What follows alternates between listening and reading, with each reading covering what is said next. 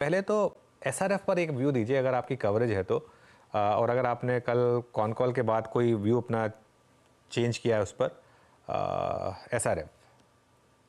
धन्यवाद अनुज जी आपका, और आप सभी को प्रणाम और शुभ प्रभात हमारे तरफ से। तो नतीजों को लेकर के ना तो सिर्फ एसआरएफ, लेकिन ये पूरा जो केमिकल स्पेशलिटी एग्रोकेमिकल्स क्षेत्र में जो रुझान हुआ है वो थोड़ा बहुत निचले स्तर पर था।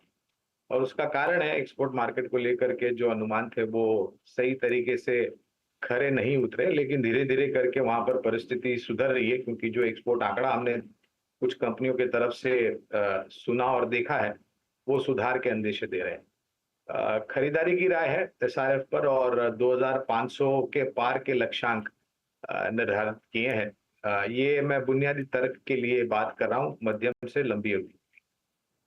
के चलिए, तो ये बात हो गई एसआरएफ की। एक बार मीन वाइल मिड कैप लेकर आइए ज़रा। और अब बीरू का मुझे वो टर्म याद आ रहा है कि तहजीब से पिटाई। अब बिल्कुल तहजीब वाली पिटाई वीरू इस समय मिड कैप्स की हो रही है। एडवांस डिक्लाइन भी अभी तो खैर फेवर में एडवांसेस के, लेकिन इंडेक्स ½ % नीचे आया। ये क्लियर कट मार्केट का एक फेयर फैक्टर इस समय कि अगर अपसाइड मिल रही है तो बेचो, बेच के निकलो। ये इस समय मार्केट में थोड़ा सा डर बैठा हुआ है।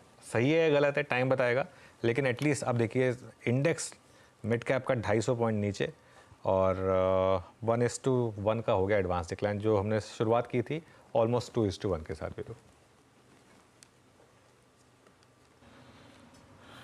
अनुज, इस बाजार में ट्रेडिंग में पैसा एग्जॉस्ट करने से अच्छा यही है कि अगले 30 दिन का आप एक टाइम टेबल बना लें। Exactly. जो चीज़ अच्छी लग रही है, मतलब प्राइस वाइज देखें तो स्टॉक्स कितने अच्छे लग रहे हैं आपको, बस आप उसकी वोलेटिलिटी आपको तंग कर रही है। अगर आपके पास 100%। लिक्विडिटी है तो एक टाइम टेबल बना लें, आई मीन लिक्विडेट करने के लिए स्टॉक्स। बिल्कुल बीरू, देखिए मैं तो एक चीज़ बोलता हूँ, अगर आप सेल वाली ट्रेड पे पैसा नहीं बना सकते तो ये मार्केट आपके लिए नहीं है, ठीक है ना, ट्रेडिंग पॉइंट ऑफ व्यू से। तो फिर आप पैसा खोने के बजाय, जैसा आपने बोला, लिस्ट बना लीजिए, और जो स्टॉक्स आपको अच्छे लग रहे हैं, अगर आपके प्राइस रेंज में आ रहे हैं, तो उनको थोड़ा थोड़ा स्लोली बाय करने की कोशिश करिए, क्योंकि ये मार्केट में सबसे ज़्यादा पैसा लोगों ने मिड कैप में बनाया। अच्छा, मैं बार बार बोलता हूँ इस चीज़ को, इसको ना आप इस चीज़ के साथ ना जोड़ें कि मार्केट कुछ इलेक्शन का वर्डिक्ट पढ़ने की कोशिश कर रहा है। मेरे ख्याल से वो नॉनसेंस है।